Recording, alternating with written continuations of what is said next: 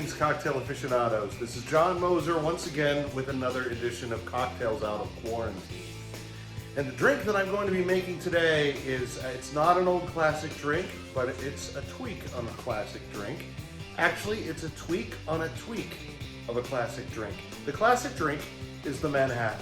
Right? The Manhattan has been around forever, first invented in around 1880 at New York City's Manhattan Club, hence the name.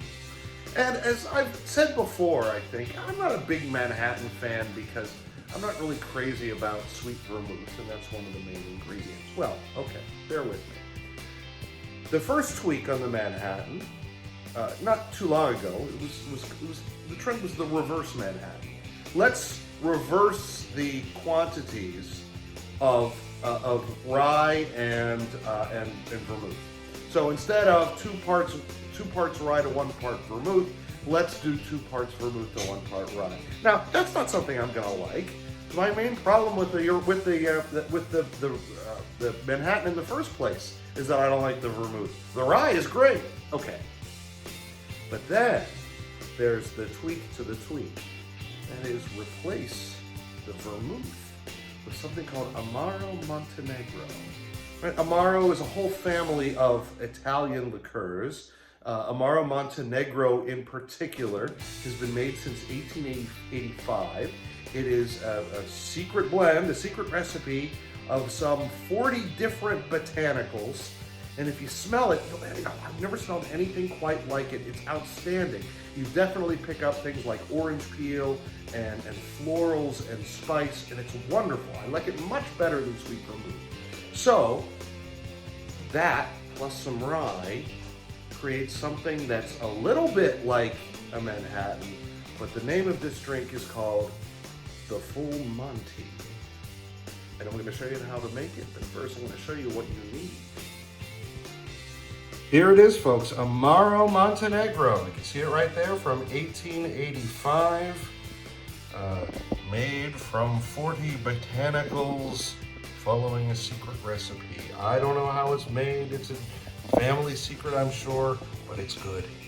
And rye. Here's Rittenhouse. There's all kinds of good rye you can use, of course. Rittenhouse is reasonably priced, and I think it's good for the money. Some Angostura bitters, and we're going to use a lemon rind, orange rind.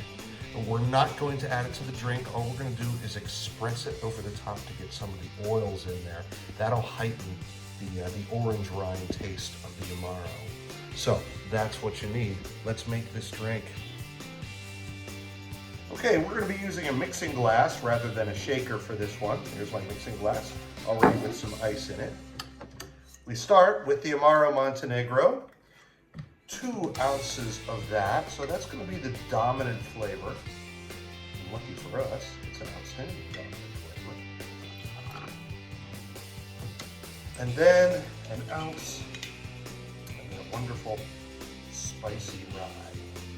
And rye is a potent enough liquor, tasty enough liquor, that it's not going to let the Amaro Montenegro bully you. You're going to catch the rye when you drink this. And Angostura, I'll give that a couple of dashes. Now, we take our orange peel and we simply squeeze it and twist it over the top. You may not actually think anything is coming off of it, but if we had a camera that went close up enough and showed detail enough, you would see there's actually quite a bit of oil that's coming off of that and going right into the drink. Just a little hint. Let's stir it.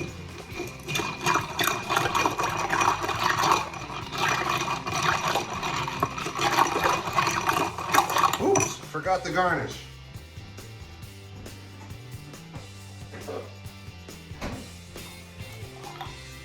The orange is not the garnish. The garnish, ooh, wonderful Luxardo cherries. I'm going to take one of these right now. And I'm going to put it right in this lovely glass.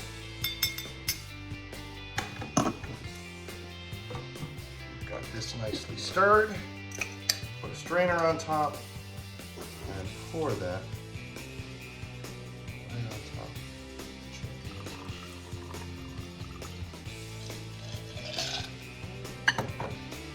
This is the full Monte, Amaro Montenegro, rye, bitters, oils from orange, and then this wonderful Luxardo cherry. This is a real treat, so I hope you will consider fixing yourself one of these. If you like a Manhattan, you're going to like this. So, cheers. See you next time.